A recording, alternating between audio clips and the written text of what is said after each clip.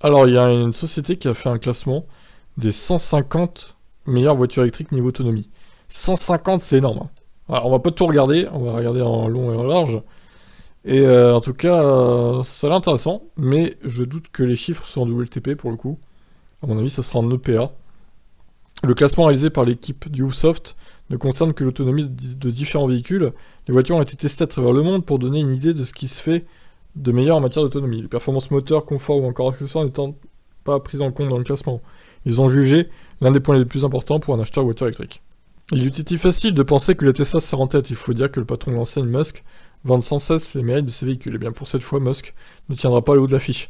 C'est son concurrent américain Lucid qui a lancé son premier modèle l'année dernière, qui tient le haut du classement, avec ces 6 modèles aussi première place.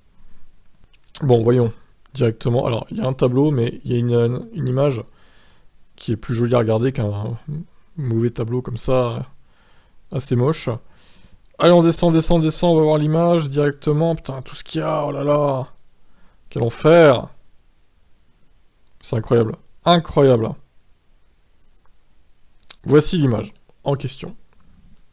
Alors, en orange, c'est en miles, et en kilomètres, en blanc. Donc les Lucid en tête. Bon, il y a beaucoup de voitures chinoises également, hein. Par contre, les voitures chinoises, a priori, c'est de l'autonomie chinoise, du coup. C'est pas du EPA ni du WLTP, contrairement aux autres modèles européens et américains. Donc ça fausse un peu le classement, hein, je dirais, quand même. C'est dommage.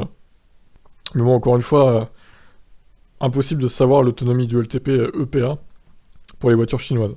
Il faudra d'ailleurs que tout le monde utilise la même autonomie, en fait. Et que chacun...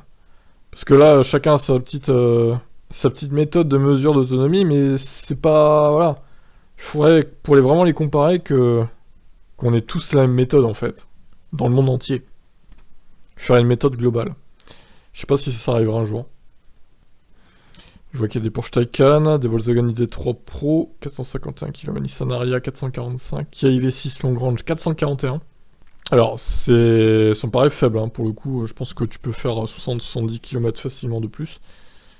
Donc, Ford Mustang, 1 km de moins, c'est quasi similaire. Model 3 Standard Range Plus, 423.